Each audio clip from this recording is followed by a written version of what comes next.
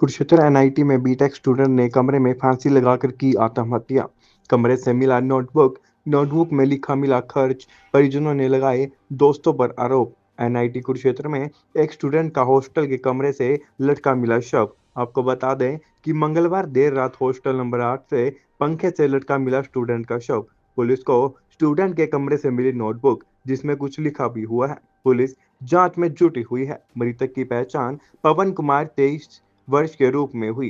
पवन कुमार जिला नूह का रहने वाला था। एनआईटी में पवन हॉस्टल के ब्लॉक सी कमरा नंबर 452 में रहता था। यहां से पवन बीटेक इलेक्ट्रिकल इंजीनियर के 5वें सेमेस्टर की पढ़ाई कर रहा था।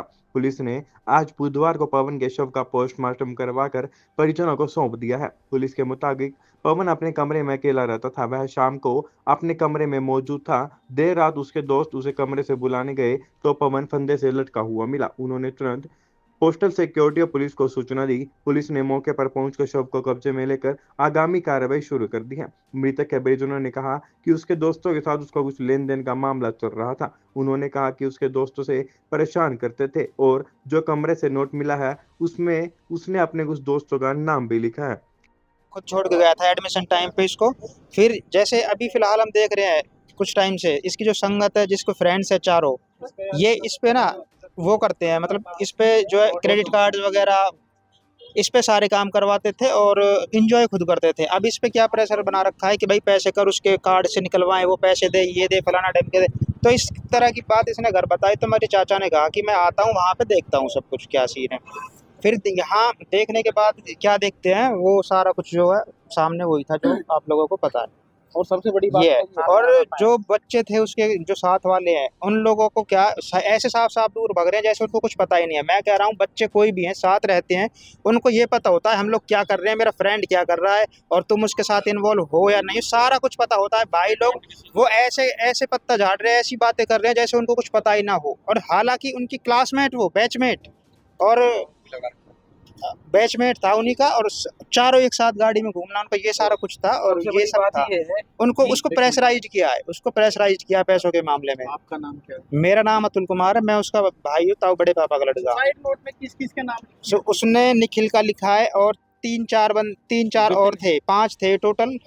जो मेन है वो है निखिल। परेशान करते थे। ये परेशान करते थे। इनका जितना भी था पैसे का लेन देन था, जितना भी था वो सारा क्लियर कर दिया हम लोगों ने। चाचा ने आगे पहले भी पहले कर दिया। और उनसे ये तक कह के गए हैं कि आपको इसको कोई पैसा नहीं देना, इसके साथ कोई लेन देन रखना ही नहीं है। उसके बावजूद भी उन लोगों ने क्या किया, उसको पैसे वगैरह का सारा झमेला करवाया और ब्याज वगैरह जो भी कुछ है पैसे वगैरह का करवाया। और घर पे कोई कैसी भी इन्फॉर्म नहीं दी उन लोगों ने, उनको बताने के बावजूद भी फिर ये हरकतें करी है और फिर प्रेशराइज किया है।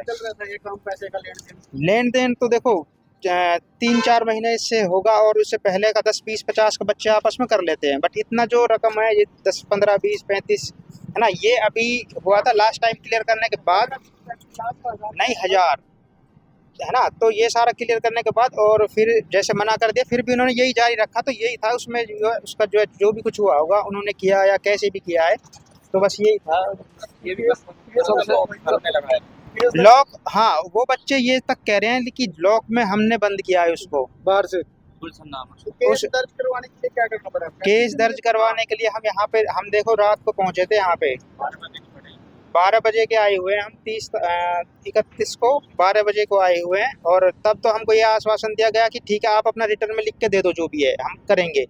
उसके बाद में क्या हुआ, साइड नोट पे तो केस दर्ज होती है। ये हमारा नहीं हुआ, ये हमारा नहीं हुआ। इसका मामला आया था एनआईटी का। कल हमें इस घटना की सूचना मिली थी एनआईटी कॉम्प्लेक्स में एक बच्चे के बारे में।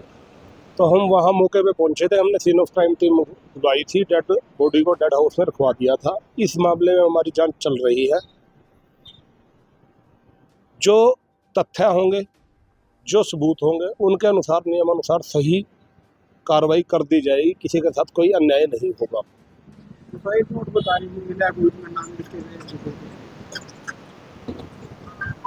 वो एक जांच का विषय है, वो जांच चल रही है।